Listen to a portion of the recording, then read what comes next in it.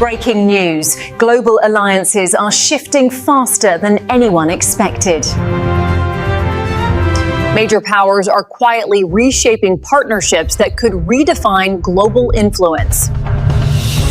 Global Echo reports new trade routes and energy corridors are changing world priorities.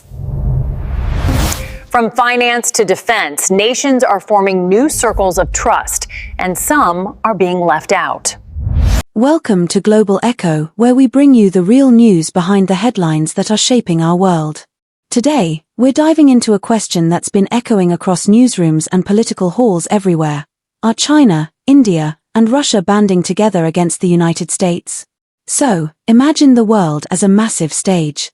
The US has always been the lead actor, commanding the spotlight, driving the narrative. But lately, there's been some tension behind the curtain. The ambitious understudy, China, is eager to step into the starring role. The swing performer, India, is testing different roles to see which one fits best. And the seasoned veteran, Russia, once a leading man, is trying to prove he's still relevant on the global stage. Now picture them all meeting, not in a theater, but on the world stage at a major summit in China. President Xi Jinping stood front and center, with leaders from India and Russia right beside him. The Shanghai Cooperation Organization Summit drew more than 20 global leaders, representing powerful economies from Asia, Europe, and the Middle East.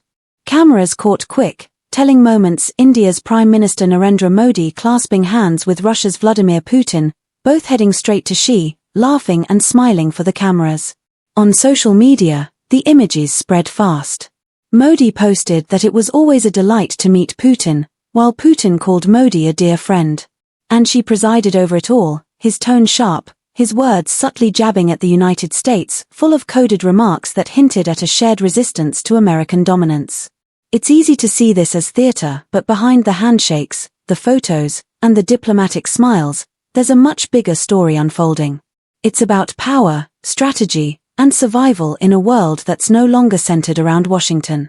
Let's start with India, a country long seen as America's partner in the East. For years, India has built deep economic ties with the US. Think back to the massive Howdy Modi event in Houston, where Trump and Modi walked hand in hand before a crowd of over 50,000 cheering people.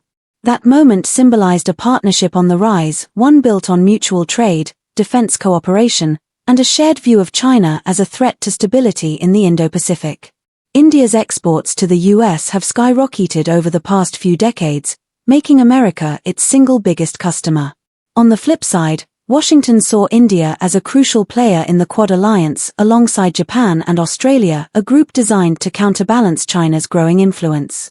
But just when that alliance seemed to be gaining strength, everything changed. During Trump's trade war, the US slapped massive tariffs on Indian goods as high as 50%.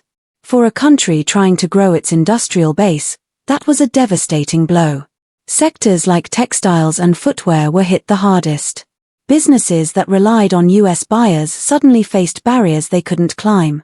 Then came another hit, an additional 25% tariff, this time as punishment for India buying Russian oil.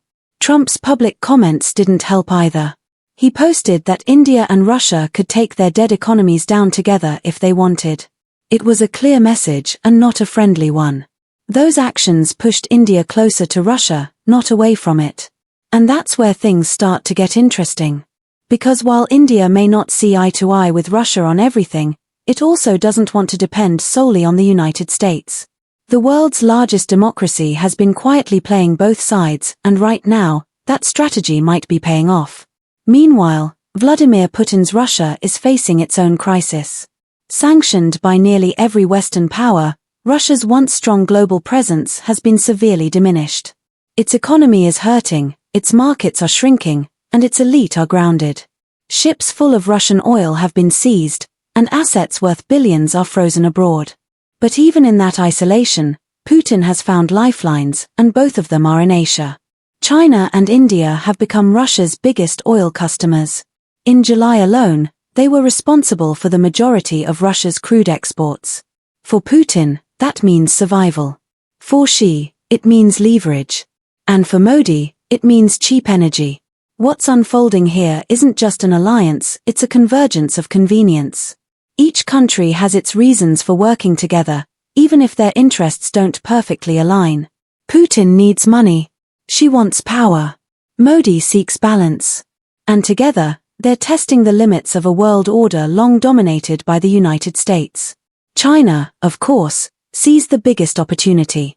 Through its Belt and Road Initiative, Beijing is building roads, railways, and ports that physically connect countries into its orbit. It's not just about trade, it's about influence. And every handshake, every ribbon cutting, every smiling photo at a summit sends the same message: China is ready to lead. At the same time, the US has stepped back from many global institutions, focusing more on bilateral deals and less on multilateral diplomacy. That's left a vacuum, and China is filling it fast. The Shanghai Cooperation Summit was proof of that. By population, it represents the largest regional bloc in the world, bigger than NATO, bigger than the EU. And who's leading that conversation? Xi Jinping. The message couldn't be clearer: the world no longer revolves around Washington. There are new centers of power now: Beijing, Moscow, New Delhi. Still, alliances like this are fragile. India and China have fought border wars and remain suspicious of each other. Russia and China may cooperate for now, but both want to be top dog in Asia. Yet, despite those tensions, they share one common goal: reducing America's dominance in global affairs. Trump's tariffs, sanctions, and tough rhetoric may have been meant to strengthen America's position. But instead, they've done something unexpected. They've driven US rivals into the same room, shaking hands, smiling for cameras, and quietly building something much bigger than anyone anticipated. So, are China, India, and Russia banding together against the US?